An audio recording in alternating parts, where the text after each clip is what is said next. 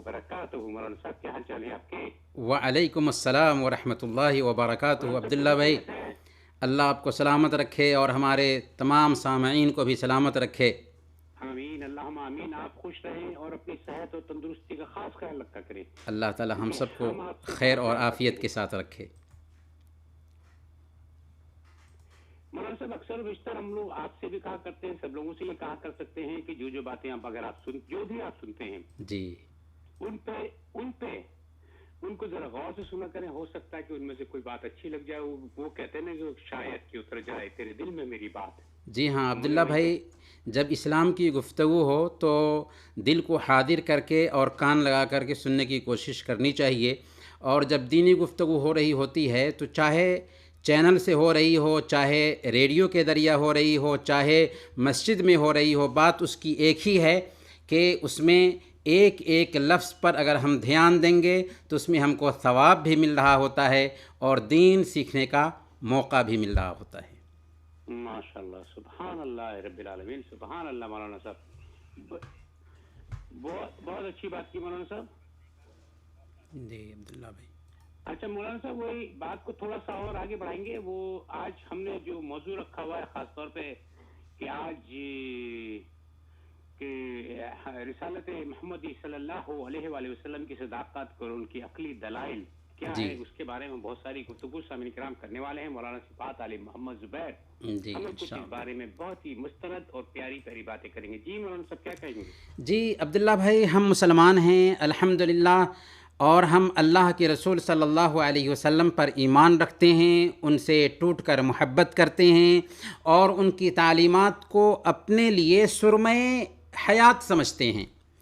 لیکن بہت سے نوجوان جو نام کے مسلمان ہیں، جنہوں نے اسلام کو سمجھا نہیں، محمد صلی اللہ علیہ وسلم کی شخصیت کو جانا نہیں، ان کے ذہن میں بسا اوقات یہ سوال پیدا ہوتا ہے کہ کیا دلیل ہے کہ ہمارے پاس یہ ثابت کرنے کے لیے کہ واقعی محمد صلی اللہ علیہ وسلم سچے نبی ہیں اور آپ کا پیغام ساری انسانیت کے لیے مناسب ہے۔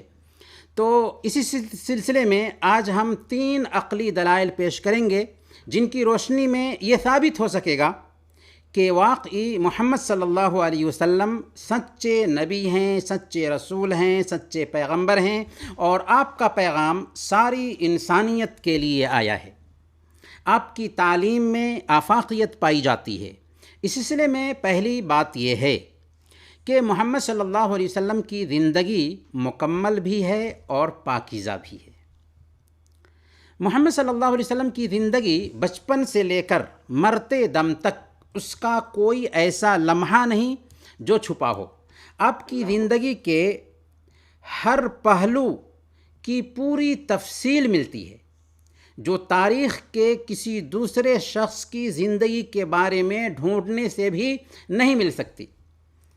آپ کا خاندان کیسا تھا، آپ کی نبوت سے پہلے کی زندگی کیسی تھی، آپ کو نبوت کس طرح ملی، آپ پر وحی کیسے اترتی تھی، آپ نے اسلام کی دعوت کس طرح پھیلائی، مخالفتوں کا سامنا کیسے کیا، اپنے ساتھیوں کی تربیت کیسے کی، آپ کیسے کھڑے ہوتے تھے، کیسے بیٹھتے تھے، کیسے چلتے تھے، کیسے ہنستے تھے، کیسے غسل کرتے تھے، کیسے وضو کرتے تھے، کیسے نماز پڑھتے تھے، کیسے کھاتے پیتے تھے، کیسے گفتگو کرتے تھے، آپ کی خانگی زندگی کیسی تھی، آپ کے معاملات کیسے تھے، آپ نے کس چیز کا حکم دیا اور کس چیز سے منع کیا، آپ کا حلیہ کیسا تھا اور جسمانی ساخت کیسی تھی، یہ سب تفصیل کے ساتھ حدیث اور سیرت کی کتابوں میں موجود ہے۔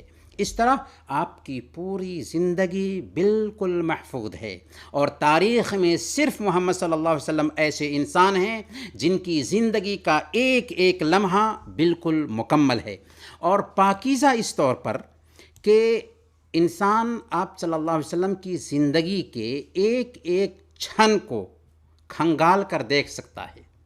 آپ کی زندگی چاہے بچپن کی ہو یا جوانی کی ہو، ہر طرح کے داغ اور دھبا سے بالکل پاک تھی۔ انسان گھر کے باہر کے حالات کو لوگوں سے چھپا سکتا ہے، لیکن گھر کے حالات کو چھپانا بہت مشکل ہوتا ہے۔ ایک انسان گھر میں ننگا ہو جاتا ہے، بیویوں سے کوئی عیب چھپ نہیں سکتا، لیکن عجیب بات یہ ہے کہ آپ صلی اللہ علیہ وسلم کی بیویوں نے آپ کے گھر کے حالات کو بھی کھول کھول کر پیش کر دیا، جو بالکل پاکیزہ بے داغ آئیڈیل زندگی ہے۔ گویا آپ صلی اللہ علیہ وسلم کی بیویاں خود آپ صلی اللہ علیہ وسلم کی سچائی کے لیے گواہ ہیں۔ محمد صلی اللہ علیہ وسلم سچے رسول ہیں اور آپ کا پیغام آفاقی پیغام تھا۔ اس کی دوسری دلیل یہ ہے کہ محمد صلی اللہ علیہ وسلم کون ہیں؟ امی نبی ہیں، نہ پڑھنا جانتے تھے نہ لکھنا جانتے تھے، کبھی مدرسہ نہیں گئے، نہ آپ کا کوئی استاد تھا، آپ کا کوئی ٹیچر نہیں تھا۔ قرآن نے اس کی خود گواہی دی۔ سورۃ العنکبوت آیت نمبر 48، وما كنت تتلو من قبله من كتاب ولا تخطه بيمينك اذا لارتاب المبطلون، کہ اس سے پہلے آپ کوئی کتاب نہیں پڑھتے تھے اور نہ ہی اپنے ہاتھ سے لکھتے تھے، ورنہ باطل پرست شک میں پڑ جاتے، ڈاؤٹ میں پڑ جاتے، شبہ میں پڑ جاتے۔ اللہ کی چاہت ہوئی کہ ساری انسانیت کے لیے نبی ایسا بھیجا جائے جن کو نہ پڑھنا آتا ہو نہ لکھنا آتا ہو، اور ان کے ذریعہ اللہ کا پیغام انسانوں تک جائے، اور ان کا سارا علم وحی کی بنیاد پر انسانوں کے سامنے آئے، ان کی اپنی کوئی گفتگو نہ ہو بلکہ ساری گفتگو وحی ٹھہرے۔ چنانچہ نبی امی ہونے کے باوجود آپ صلی اللہ علیہ وسلم نے انسانیت کے سامنے ایک محفوظ کتاب پیش کی، جس کے ایک ایک حرف کو اگر آپ غور سے دیکھیں گے تو بالکل محفوظ ہے، اس کے کسی بھی حرف میں الٹ پھیر نہ ہو سکا ہے۔ آج یہ کتاب اپنی اصلی زبان اور اپنے اصلی الفاظ میں ہو بہو محفوظ ہے۔ عبداللہ بھائی، کیا ایسا نہیں ہے کہ اگر آپ کے پاس کوئی خبر پہنچتی ہے تو آنکھ بند کر کے اسے مان نہیں لیتے بلکہ اس کے سورس کو دیکھتے ہیں؟ اگر سورس آتھینٹک ہے تبھی اسے مانتے ہیں۔ دنیاوی معاملے میں تو ہم اسے برتتے ہیں، لیکن مذہبی معاملے میں افسوس کہ ہم اسے نہیں برت پاتے، حالانکہ یہی معاملہ دھرم کے ساتھ بھی ہونا چاہیے۔ آج ہر دھرم کا ماننے والا یہی دعویٰ کرتا ہے کہ اسی کے پاس سچائی ہے۔ اب صحیح اور غلط کا فیصلہ کون کرے گا؟ اس سلسلے میں ایک ہی طریقہ ہے کہ سورس کو دیکھا جائے، کیا دھرم کے سورسز آتھینٹک ہیں؟ ہمیں کہنے دیا جائے کہ اسلام کے علاوہ جتنے بھی دھرم ہیں جو اس دھرتی پر پائے جاتے ہیں، کسی کے سورسز آج آتھینٹک نہیں۔ سوال یہ ہے کہ وہ کیسے اترے، کن پر اترے، کب اترے، کہاں اترے، کتنے دنوں میں اترے، ان کی حفاظت کیسے ہوئی؟ یہ 5-6 سوالات ہیں۔ ان سوالات کا صحیح جواب کسی دھرم کے سورسز ہم کو نہیں دے سکتے، لیکن اگر آپ ان سوالوں کے جواب قرآن سے پوچھئے جو اسلام کا ایک سورس ہے، تو آپ کو ان کے بالکل ٹھوس اور اطمینان بخش جواب دے سکتا ہے۔ پھر جب آپ قرآن کو کھولتے ہیں تو شروع چیپٹر میں ہی قرآن آپ کو یقین دلاتا ہے کہ ذالک الکتاب لا ریب فیہ، یہ وہ کتاب ہے جس میں کوئی شک نہیں، جس میں کوئی ڈاؤٹ نہیں۔ دنیا کی یہ واحد کتاب ہے جو پڑھنے والے کو یقین دلاتی ہے کہ تم جو کتاب پڑھنے جا رہے ہو اس میں کوئی ڈاؤٹ نہیں ہے، کوئی شک نہیں ہے، کوئی شبہ نہیں ہے۔ عام طور پر ایک رائٹر جب کتاب لکھتا ہے تو دیباچہ میں صراحت کرتا ہے کہ اگر اس میں کسی طرح کی کمی ہو تو اگلے ایڈیشن میں ہمیں مطلع کریں گے تاکہ اس کی اصلاح کر دی جائے۔ لیکن قرآن کریم کو آپ کھولتے ہیں تو یہ یقین دلاتا ہے کہ ذالک الکتاب لا ریب فیہ، یہ ایسی کتاب ہے جس میں کوئی ڈاؤٹ نہیں، کوئی شک نہیں، کوئی شبہ نہیں۔ قرآن کی سچائی اس سے بھی جھلکتی ہے کہ قرآن اور حدیث دونوں کا اسلوب بالکل الگ الگ ہے۔ اسی لیے قرآن محمد صلی اللہ علیہ وسلم کا کلام قطعاً ہو ہی نہیں سکتا۔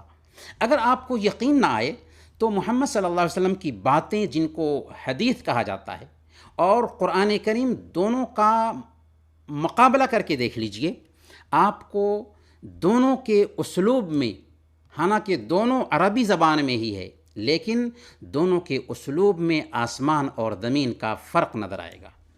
دوسرے نمبر پر قرآن کی حفاظت کی ذمہ داری اللہ نے لینے کے ساتھ ساتھ اس کا اسلوب اتنا اونچا رکھا کہ اسے یاد کرنا تو آج آسان ہے، اسے سمجھنا بھی آج آسان ہے۔ ہمارے 7 سال کے بچے قرآن کو یاد کر لیتے ہیں، لیکن اس کے اسلوب میں ایک آیت بھی بنا پانا کسی کے بس کی بات نہیں۔ بے شک بے شک، یہ قرآن کا سب سے بڑا معجزہ ہے۔ قرآن نے 10 مقامات پر ساری انسانیت کو چیلنج دیا کہ کوئی ہے جو قرآن کے اسلوب میں اس کے جیسے تو کیا، 10 چیپٹرز تو کیا، ایک چیپٹر تو کیا، ایک ہی آیت بنا کر پیش کر دے۔ یہ چیلنج تھا کن کے لیے؟ عربوں کے لیے، جو اپنی زبان پر فخر کرتے تھے۔ آج تک یہ چیلنج باقی ہے، قیامت کے دن تک یہ چیلنج باقی رہے گا، لیکن اس وقت سے لے کر آج تک عربی کا کوئی اسکالر پیدا نہ ہو سکا جو قرآن کے اسلوب میں ایک آیت ہی بنا کر پیش کر دے۔ یہ اس بات کی کھلی دلیل ہے کہ قرآن ساری انسانیت کے خالق کا کلام ہے، انسان کا کلام نہیں ہو سکتا، اور محمد صلی اللہ علیہ وسلم جن پر قرآن اترا سچے نبی ہیں۔ پھر سبحان اللہ، آپ صلی اللہ علیہ وسلم کی لائی ہوئی کتاب کے جیسے آپ کی زندگی کا بھی، یعنی محمد صلی اللہ علیہ وسلم کی سیرت کا بھی ایک ایک لمحہ محفوظ ہے۔ آپ کی پیدائش سے لے کر موت تک آپ کی ایک ایک بات، آپ کی ایک ایک ادا اوتھینٹک طریقے سے، مستند طریقے سے ہم تک پہنچی ہے۔ جن لوگوں نے آپ کی باتیں بیان کی ہیں، یعنی جن لوگوں نے احادیث ہم تک پہنچائی ہیں، ان کی تعداد 1 لاکھ تک پہنچتی ہے۔ جن کی زندگیاں آج اسماء الرجال کی کتابوں میں محفوظ ہیں۔ ہمارے سامعین توجہ دیں گے، اسماء الرجال کی کتابوں میں باضابطہ راویوں کی 1 لاکھ تعداد پہنچتی ہے، ان سب کی زندگیاں محفوظ ہیں۔ وہ بیان کرتے ہوئے کہتے ہیں کہ مجھ سے فلاں نے بیان کیا، فلاں سے فلاں نے بیان کیا، اور فلاں سے فلاں نے بیان کیا کہ محمد صلی اللہ علیہ وسلم نے ایسا فرمایا ہے۔ یعنی آج ہمارے پاس جو حدیثیں پہنچی ہیں سند کے ساتھ پہنچی ہیں۔ اس طرح وہ باتیں ہم تک بالکل مستند اور اوتھینٹک طریقے سے پہنچتی ہیں۔ مشہور جرمن ڈاکٹر اسپرینگر، جو انگریزوں کے زمانے میں بنگال ایشیاٹک سوسائٹی کا سیکریٹری تھا، صحابہ کرام کی زندگی سے متعلق ایک کتاب ہے، بہت مشہور کتاب ہے، الاصابہ فی تمییز الصحابہ، جو اسماء الرجال کی کتاب ہے۔ حافظ ابن حجر کی یہ کتاب ہے۔ اسی کے زمانے میں کلکتہ سے یہ کتاب شائع ہوئی تھی انگریزی زبان میں۔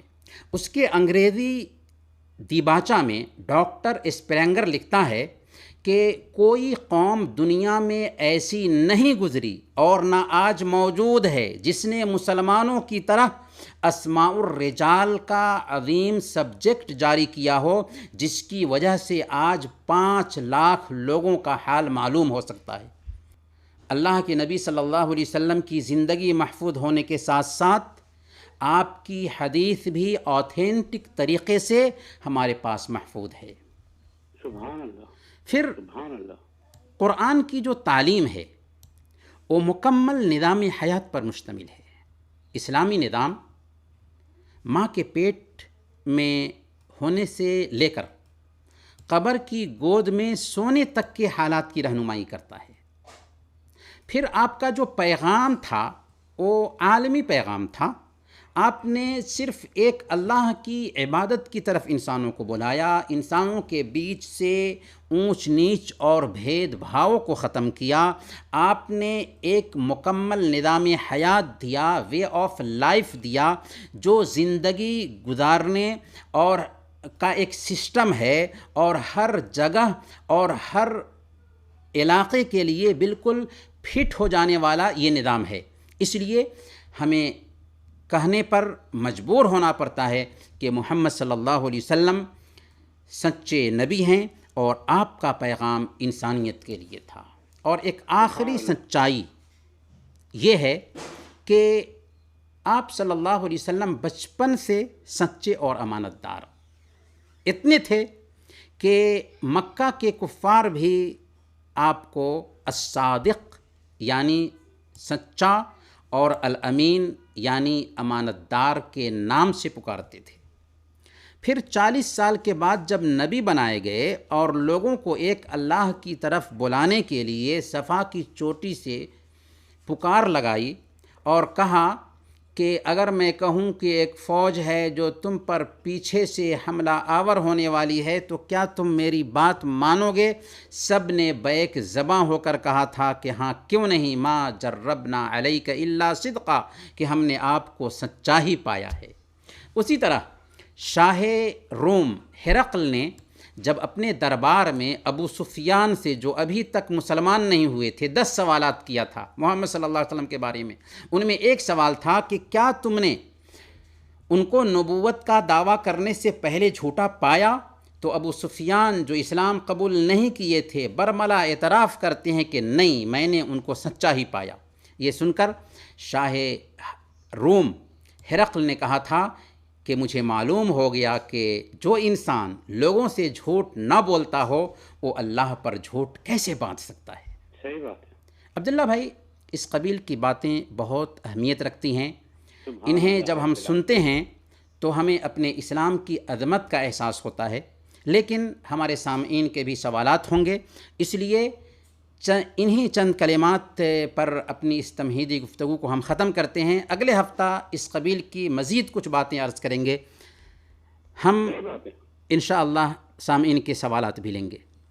مولانا صاحب یہ بات ہے کہ اکثر و بیشتر ہم لوگ کہا کرتے ہیں کہ میرے پیارے رسول صلی اللہ علیہ وآلہ وسلم کی باتیں اگر ہم کرنے پر آئیں تو باتیں ہی ختم نہ ہوں۔ جی ہاں بالکل، باتیں بہت ساری ہمارے پاس ہو جاتی ہیں۔ تو ہم کچھ سوالات بھی لیں گے اور کچھ کالرز بھی لیں گے۔ سامنے کر ہم آپ کو بتاتے چلے کہ ہماری ایک لائن جو اوپن ہے، ایک چھوٹا سا وقفہ لیں گے، وقفے کے بعد جب ہم دوبارہ واپس آئیں گے تو آپ ہمارا جو نمبر ہے 22457588 اس نمبر پہ فون کیجیے گا تو ہم آپ سے مولانا صاحب کے سوالات بھی لیں گے اور مولانا صاحب سے بات بھی کرائیں گے 22457588 مگر ایک چھوٹا سا وقفے کے بعد۔ مولانا صاحب اس وقت ایک کالر ہے۔ مولانا صاحب علیہ السلام علیکم ورحمۃ اللہ وبرکاتہ۔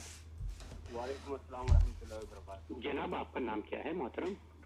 محمد شہزاد نام ہے۔ محمد شہزاد بھائی کیا پوچھیں گے مولانا صاحب سے؟ جی میرا مولانا صاحب سب سے پہلے تو السلام علیکم۔ وعلیکم السلام ورحمۃ اللہ وبرکاتہ۔ جی اور میرا جو سوال ہے مولانا صاحب سے وہ عقیقے کے متعلق ہے۔ جی مولانا صاحب ایسا ہے، میرا دوست عقیقہ کر رہا ہے اور اس نے مجھے بتایا ہے، ویسے یہ اس بارے میں سوال پہلے بھی ریڈیو کو ایسا ہوا ہے آپ سے۔ اس کا کہنا یہ ہے کہ جیسے پیر کو بچہ پیدا ہوتا ہے تو یہ ضروری ہے کہ اتوار کے دن سنڈے کو عقیقہ کی تاریخ رکھی جائے، یعنی اس طرح کا 7 دن بعد یعنی؟ جی نام کیا آپ کا؟ نام کیا؟ میرا شہزاد نام ہے۔ شہزاد بھائی، جی بہت شکریہ شہزاد بھائی، یہ بتاتے مولانا صاحب، ٹھیک ہے؟ جی جی جی مولانا صاحب سیدھا سا مطلب تھا ان کا 7 دن کے بعد جی جی جی 7ویں دن ہی کیا جائے عقیقہ، یہ نہیں ان کا سوال ہے۔ جی جی جی شہزاد بھائی کے سوال سے یہ سمجھ میں آ رہا ہے کہ وہ دن پوچھنا چاہتے ہیں کہ کب عقیقہ کیا جائے گا۔ اللہ کے نبی صلی اللہ علیہ وسلم کی حدیث ہے کل غلام مرتہن بعقیقتہ تذبح عنہ یوم سابعہ ویسمى ویحلق راسہ، کہ ہر بچہ عقیقہ کے ساتھ میں گروی ہوتا ہے، 7ویں دن اس کی طرف سے عقیقہ کیا جائے، اس کا نام رکھا جائے اور اس کے سر کے بال حلق کر دیے جائیں۔ تو 7ویں دن کی جو تحدید ہے وہ یہ ہے کہ چونکہ دن کی جو شروعات ہوتی ہے عربی کیلنڈر کے حساب سے یعنی ہجری کیلنڈر کے حساب سے سورج ڈوبتے ہی رات کی شروعات ہو جاتی ہے، گویا کہ عربی کیلنڈر میں پہلے رات آتی ہے اس کے بعد دن آتا ہے، یعنی جس دن بچے کی پیدائش ہوئی ہے اس کے 7ویں دن آپ کو عقیقہ کرنا ہے۔ لیکن یہ بات دھیان میں رکھنا ہے کہ دن کی شروعات جو ہے نا وہ مغرب کے بعد سے ہوتی ہے، لہذا اس کے حساب سے آپ غور کریں کہ بچے کی کب پیدائش ہوئی ہے، 7वां दिन जब मुकम्मल होगा तो 7वें दिन आप अकीका करेंगे।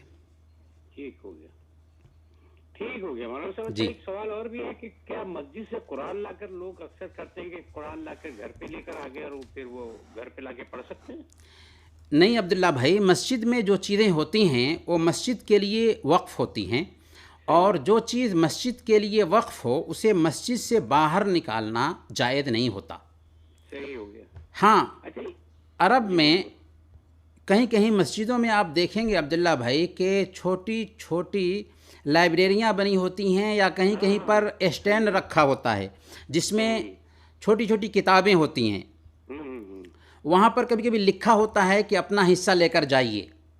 तो जहाँ पर ऐसा लिखा हुआ हो वहाँ से किताब ज़रूर उठा सकते हैं, लेकिन जो चीज़ मस्जिद के लिए वक्फ़ कर दी जाए, किताब ही नहीं, कुरान ही नहीं, कोई भी चीज़ जो मस्जिद के लिए वक्फ़ कर दी गई हो, फ़ायदे की खातिर ही, दीनी नॉलेज के लिए ही सही, लेकिन मस्जिद से बाहर उसको नहीं निकाल सकते, मस्जिद ही में उससे फ़ायदा उठा सकते हैं। सही बात है, बिल्कुल सही कहा आपने। वही मौलाना साहब, वही दूसरा सवाल मेरा यही था, मगर आपने खुद ही जवाब दे दिया कि वहाँ पे मस्जिदों में अक्सर छोटी छोटी किताबें भी रखी हुई होती हैं जो मुख्तलिफ जबानों में भी होती हैं, यानी वो ला सकते हैं अगर ला सकते हैं, बिल्कुल। मगर कुरान करीम जो मस्जिद के लिए वक्त किया था वो नहीं लिखी जा सकती। जी बिल्कुल अब्दुल्ला। हमसे बात करते हैं, फिर कुछ सवालात और भी हैं। हेलो, अस्सलाम वालेकुम रहमतुल्लाहि व बरकातहू। वालेकुम अस्सलाम वरहमतुल्लाहि वबरकातुहू। जनाब आपका नाम क्या है? नाम मेरा फिर से, मैं मोहम्मद शहजाद ही बोल रहा हूँ। एक सवाल रह गया था। अच्छा जी जी। अब्बासी भाई, अभी जैसे मौलवी साहब ने बताया है कि बच्चे का 7वें दिन अकीका करना, और बच्चे अगर 2 या 3 बच्चों का एक साथ अकीका करे, बस ठीक हो गया। अच्छा, अकीके पे काम चल रहा है आपका? एक चीज और पूछना चाह रहा हूँ, एक सवाल और है। अक्सर ऐसा होता है कि जैसे कोई बड़ा जानवर लेके उसको ज़िबा करके उसमें 7 हिस्से वगैरह इस तरह से, थोड़ा तफसील से अगर मौलाना साहब बताएं, क्या जरूरी है कि एक बच्चे पे 2 बकरा, लड़के के ऊपर 2 बकरा, सही है, एक बकरी या कोई बकरा होता है, सही है, उस बारे में थोड़ी तफसील से पूछना। बिल्कुल, खुश रहे शहजाद भाई। कितने बच्चे हो गए वैसे आपके? माशाल्लाह 3 है, और सबके अकीका कर दिए? नहीं, इरादा है इंशाल्लाह। अल्लाह चले, इरादा जल्दी करें ताकि मौलाना साहब से बोलूंगा जल्दी से बताएं। जी जी, पता नहीं फिर 7 करवाता है या 8 कराता है। जी जी। नहीं इंशाल्लाह अल्लाह बेहतर करेगा, इंशाल्लाह अल्लाह सब बेहतर करेगा। और राम को जरा संभाल के रखिए, जो बस वो ज्यादा बातें नहीं करनी चाहिए इस चीज। नहीं भाई, संभाल के नहीं रख सकते का मामला है। जी जी, तो चाहिए हो गया। अच्छा मौलाना साहब, क्या कहेंगे इसमें शहजाद भाई? जी, शहजाद भाई के लिए सबसे पहले हम दुआ करेंगे कि अल्लाह ताला उनके बच्चों को सलामत रखे और उनके बच्चों को नेक और साले बनाए, बल्कि हमारे तमाम सामीन के बच्चों को नेक और साले बनाएं। इन्होंने जो सवाल किया है, इस हवाले से अर्ज़ ये है कि बच्चे का अकीका 7वें दिन ही करना चाहिए। अगर 7वें दिन ना कर सकें तो 14वें दिन ना कर सकें तो 21वें दिन, वरना दूसरे दिनों में भी कर सकते हैं। तो अगर 2-3 बच्चों का उन्होंने अकीका नहीं किया है तो एक ही मर्तबा उनका अकीका भी किया जा सकता है। अलबत्ता अकीका के ताल्लुक़ से एक आम जो कायदा है, अल्लाह के नबी सल्लल्लाहु अलैहि वसल्लम ने फरमा दिया कि अनिल ग़ुलाम शअतान मुकाफ़अतान व अनिल जारियत शअतुन, कि लड़के की तरफ से 2 बराबर उम्र की बकरी ज़बह की जाए या बकरा ज़बह किया जाए, और लड़की की तरफ से 1 बकरी या बकरा ज़बह किया जाए। तो अकीका में बकरा या बकरी ही ज़बह करने का एहतमाम करना चाहिए। बच्चे की तरफ से 2 बकरा या बकरी, बच्ची की तरफ से 1 बकरा या बकरी। सही जी अब्दुल्ला भाई। अच्छा, इसके अंदर कोई ऊँट या फिर वो कोई दूसरी चीज़ में हिस्सों में नहीं कर सकते? हिस्सा करना बेहतर नहीं है, अलबत्ता हाँ, उलमाए अहनाफ इस बात की गुंजाइश रखते हैं कि हिस्सा भी कर सकते हैं। अलबत्ता अगर हम हदीस की रोशनी में गौर करें तो बेहतर ये होगा कि बच्चा की तरफ से 2 बकरा करें और बच्ची की तरफ से 1 बकरी करें, यही बेहतर रहेगा। बिल्कुल सही मौलाना साहब, बहुत अच्छा। अच्छा मौलाना साहब, छोटी छोटी सवाल करते हैं कि ईमान के मुतालिक कहा जाता है ना, इसका ईमान कम हो रहा है, ज़्यादा हो रहा है, ये घटता बढ़ता है क्या ईमान? जी, ईमान घटता भी है और ईमान बढ़ता भी है, यानी ईमान में कमी और ज़्यादती होती है। اللہ تعالیٰ نے بیان فرمایا وَإِذَا تُلِيَتْ عَلَيْهِمْ آيَاتُهُ زَادَتْهُمْ ایمانا، کہ جب اللہ کی آیتیں ان کے سامنے تلاوت کی جاتی ہیں تو ان کے ایمان میں اضافہ ہو جاتا ہے۔ گویا اس سے پتہ یہ چلا کہ ایمان میں اضافہ ہوتا ہے، ایمان بڑھتا ہے۔ اسی طریقے سے ایمان گھٹتا بھی ہے۔ اللہ کے نبی صلی اللہ علیہ وسلم نے ارشاد فرمایا کہ من رأى منکم منکرا فلیغیرہ بیدیہ فإن لم یستطع فبلسانہ فإن لم یستطع فبقلبہ وذلک اضعف الایمان، کہ تم میں سے جو کوئی بھی برائی کو دیکھے تو اپنے ہاتھ سے روکے، اگر ہاتھ سے روکنے کی طاقت نہ رکھتا ہو تو زبان سے روکے، اور اگر زبان سے بھی روکنے کی طاقت نہ رکھتا ہو تو وہ دل میں برا سمجھے۔ اور اللہ کے نبی صلی اللہ علیہ وسلم کہتے ہیں کہ یہ ایمان کا کمزور ترین درجہ ہے۔ گویا کہ دل میں برا سمجھنا یہ ایمان کی کمزوری کی پہچان ہے۔ اس سے پتہ یہ چلتا ہے کہ ایمان میں کمی بھی آتی ہے۔ اسی طریقے سے اللہ کے نبی صلی اللہ علیہ وسلم یہ بھی فرماتے ہیں کہ جب زنا کرنے والا زنا کرتا ہے تو وہ مومن نہیں رہتا، چور چوری کرتے وقت مومن نہیں رہتا، اور شراب پیتے وقت مومن نہیں رہتا۔ اس سے پتہ یہ چلا کہ ایمان میں کمزوری آ جاتی ہے، ایمان میں کمی آ جاتی ہے گناہ کا کام کرنے کی وجہ سے۔ اچھا، مومنین کی صفات کے بارے میں بھی مولانا صاحب اگلے جمعے کو بات کریں گے۔ ابھی ہمارے ساتھ ایک کالر ہیں۔ السلام علیکم ورحمۃ اللہ وبرکاتہ۔ وعلیکم السلام ورحمۃ اللہ وبرکاتہ۔ مولانا صاحب ایک سوال تھا۔ نام کیا ہے آپ کا؟ انیس خان۔ انیس خان صاحب، جی پوچھیے، کیا پوچھیں گے؟ مولانا صاحب ایک سوال تھا، ہمارا ایک میرا دوست ہے ادھر کویت میں، اس نے اس کی بیوی کو طلاق دے دیا ادھر سے، اس کے گھر والوں کے میں آگے کچھ بات بن گیا، طلاق دے دیا، 3 بار طلاق ہو گیا اس کا۔ ابھی وہ واپس آنا چاہتی ہے، وہ لڑکا بھی واپس لینا چاہتا ہے، اور کیا نام سے عورت بھی واپس آنا چاہتی ہے اسی ہسبینڈ کے پہلے والے کے جو ہے اسی کے طلاق دینے کے بعد۔ اس کا ماجرا کیا ہوگا اور کیا پروسیجر ہے، اس کا تھوڑا تفصیل سے بتا دو۔ صحیح بتا دیں کتنا عرصہ ہو گیا اس کو طلاق کو ہوئے؟ طلاق کو ہو گیا 1 مہینہ ہو گیا۔ ابھی صحیح ہو گیا۔ جی مولانا صاحب، یہ صحیح پوچھ لیا میں نے، اس کا مطلب ہے۔ جی انیس بھائی نے پوچھا ہے کہ ایک ہمارے دوست نے اپنی بیوی کو 3 طلاق دے دی ہے ایک ہی مجلس میں، اور 1 مہینہ ہوا ہے طلاق دیے ہوئے۔ اگر کوئی آدمی طلاق دینا چاہ رہا ہے تو شریعت نے جو رہنمائی کی ہے اسی انداز میں طلاق دینی چاہیے۔ بہت بیوقوفی ہوتی ہے لوگوں کی، اس کو شریعت سے نادانی کہیں گے، جہالت کہیں گے، کہ ایک ہی مرتبہ 3 طلاق بول دیتے، حالانکہ طلاق دینے کا یہ طریقہ ہے ہی نہیں۔ طلاق 1 مرتبہ دی جاتی ہے، اور 1 مرتبہ طلاق دے دیجئے، 3 مہینہ کے بعد خود بخود رشتہ ختم ہو جاتا ہے۔ لیکن جہالت کی وجہ سے لوگ 3 طلاق استعمال کرتے ہیں۔ اب رہا یہ سوال کہ اگر کسی آدمی نے ایک مجلس میں 3 طلاق دی ہے تو اس کا حل کیا ہے؟ تو اس سلسلے میں 2 موقف ہے علماء کا۔ کچھ علماء کہتے ہیں کہ ایک مجلس کی 3 طلاق 3 واقع ہو جاتی ہے، اور کچھ علماء کہتے ہیں کہ ایک مجلس کی 3 طلاق ایک ہی واقع ہوتی ہے، اور دوبارہ گنجائش ہے رجوع کرنے کا اگر 3 مہینہ گزرا نہیں ہے تو اس ناحیہ سے ہم یہ عرض کریں گے کہ بھائی کے لیے دوسرے موقف کے مطابق کہ ایک مجلس کی 3 طلاق ایک ہی شمار کی جاتی ہے، لہذا ان کے لیے گنجائش پائی جاتی ہے کہ 1 مہینہ ہوا ہے، اپنی بیوی سے کہیں کہ میں نے اپنی بات سے رجوع کیا، لیکن زندگی میں جو 2 طلاق دینے کا اختیار ہوتا ہے، الطلاق مرتان، تو ان طلاقوں میں سے 1 طلاق ان کے ہاتھ سے نکل چکی ہے، یعنی وہ طلاق دے چکے ہیں، لیکن 3 مہینے کے اندر میں اپنی بیوی سے رجوع کر سکتے ہیں دوسرے قول کے مطابق۔ اور اس قول کی دلیل یہ ہے، صحیح مسلم کی روایت ہے کہ اللہ کے نبی صلی اللہ علیہ وسلم کے زمانے میں حضرت عمر فاروق رضی اللہ تعالیٰ عنہ کی خلافت کے نصف حصے میں، اور ابو بکر صدیق رضی اللہ تعالیٰ عنہ کے زمانے میں ایک مجلس کی 3 طلاق ایک ہی سمجھی جاتی تھی۔ جب عمر فاروق رضی اللہ تعالیٰ عنہ خلیفہ بنے تو انہوں نے کہا کہ ان الناس قد استعجل فی امر قد كانت لهم فیہ اناہ فلو امضیناہ علیہم فامضاہ علیہم، کہ لوگوں نے اس مسئلے میں جس میں اللہ رب العالمین نے گنجائش رکھی تھی جلد بازی سے کام لینا شروع کر دیا ہے، کیوں نہ ہم ایک مجلس کی 3 طلاق کو 3 ہی نافذ کر دیں۔ چنانچہ عمر فاروق رضی اللہ تعالیٰ عنہ نے اس کو لاگو کر دیا تھا۔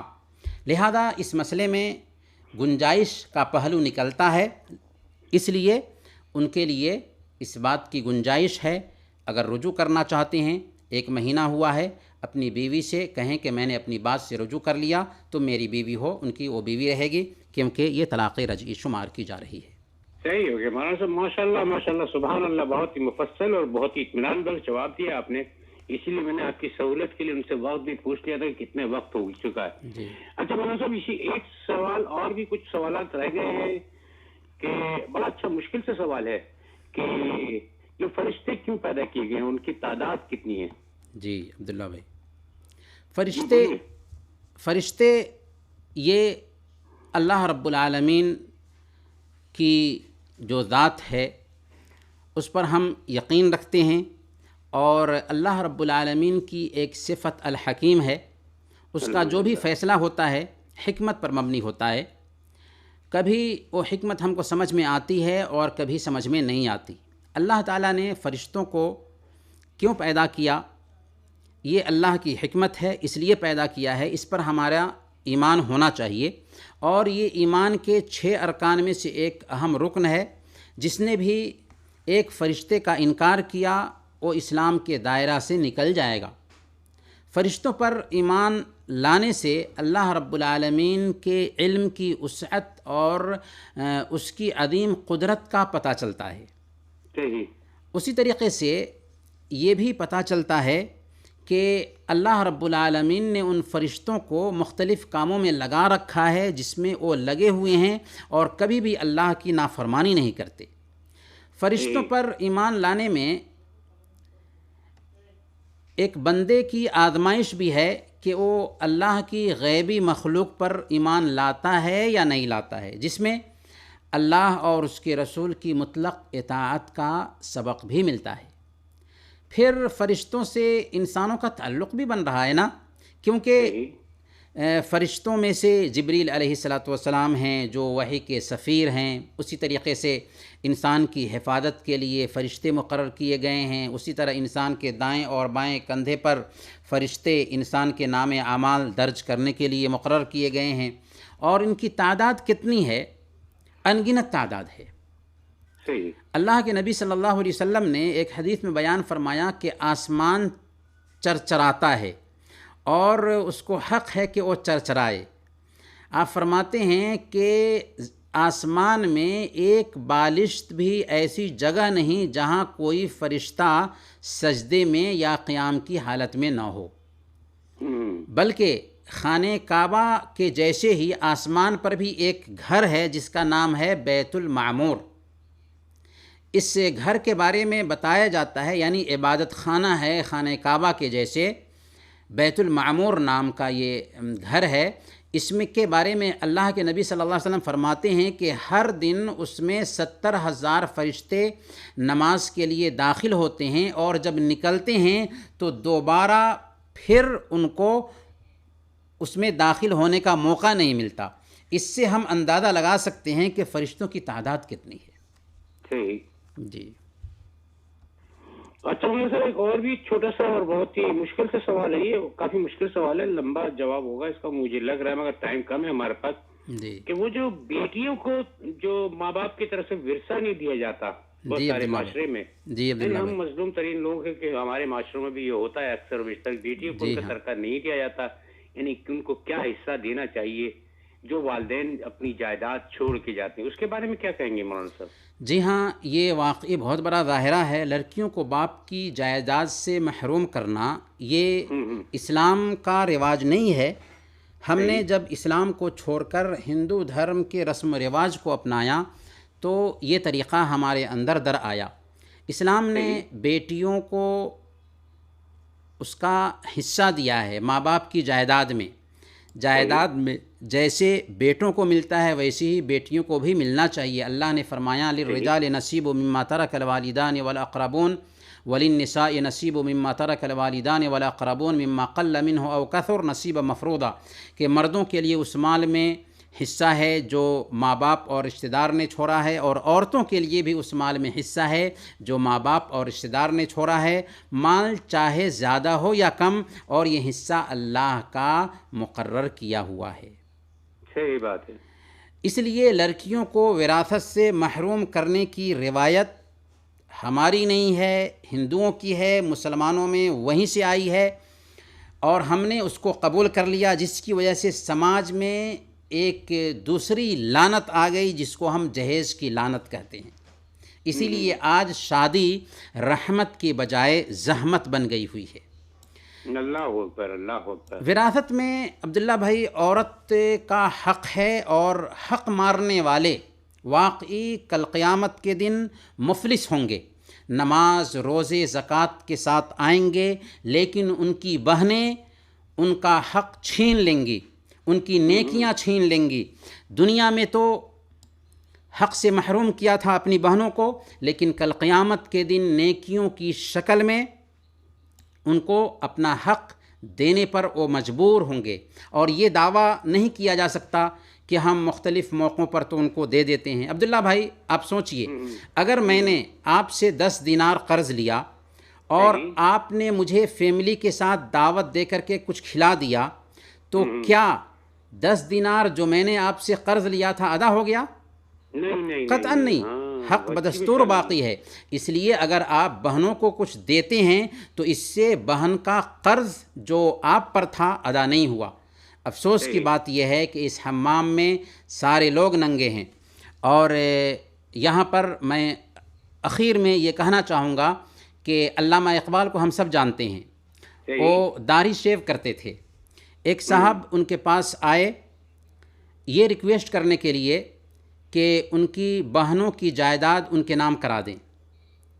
उनके पास बैठते थे तो उनको ये भी नसीहत करते थे कि आप सब कुछ तो अच्छा कर रहे हैं, लेकिन दाढ़ी रख लेते तो बहुत अच्छा होता। एक दिन अल्लामा इक़बाल ने उससे कह दिया कि ठीक है, हम दाढ़ी रख लेते हैं और आप अपनी बहनों को जो उनकी जायदाद आपने रखा हुआ है वो जायदाद दे दीजिए। ये सुनते ही दोबारा वो कभी भी अल्लामा इक़बाल के पास हाजिर नहीं हुए। तो कहना यह है कि ये एक दायरा है, और दीनी रुझान रखने वाले लोगों के अंदर भी ये दायरा पाया जाता है। लिहाजा हमें चाहिए कि इस पे हम कंट्रोल करें और अपनी बहनों को उनकी जायदाद में से देने की कोशिश करें।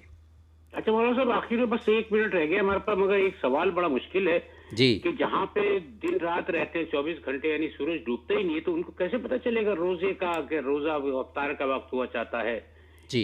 इन सब चीज़ों को कैसे रखेंगे रोजा वो लोग? जी, हमें देखना यह है कि अगर 22-23 घंटे दिन के होते हैं तब तो उनको नमाज, दिन की नमाज़ें दिन में पढ़नी हैं और रात की नमाज़ें रात में पढ़नी होंगी, और रोज़े भी वैसे ही रखने होंगे अगरचे 22-23 घंटे हो रहे हों। लेकिन 24 घंटा से ज़्यादा हो रहा है या 6 महीने का दिन है, 6 महीने की रात है, तो उस सिलसिले में अल्लाह के नबी सल्लल्लाहु अलैहि वसल्लम ने रहनुमाई फरमाई थी दज्जाल के बारे में, और कहा था कि उक़दुर लहु क़दरा, कि दिन का अंदाज़ा लगा कर के नमाज़ पढ़ो।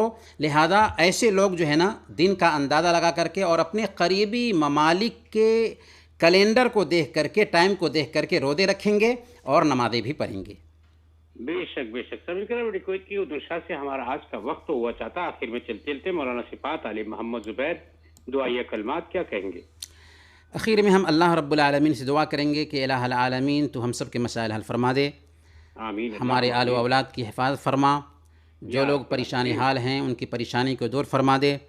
इलाहुल आलमीन जो लोग बेरोज़गार हैं उन्हें हलाल रोज़ी अता फरमा, जो लोग इस दुनिया से गुज़र चुके हैं इलाहुल आलमीन उनकी क़ब्र को नूर से भर दे, उन्हें जन्नतुल फिरदौस में जगह नसीब फरमा, और हम सब को ज़िंदा रखना तो ईमान पर ज़िंदा रखना, और वफ़ात देना तो ईमान पर वफ़ात देना। वसल्लल्लाहु अला नबीना मुहम्मद व अला आलिहि व सहबिहि अजमाइन। अल्लाहुम्मा आमीन, अल्लाहुम्मा आमीन।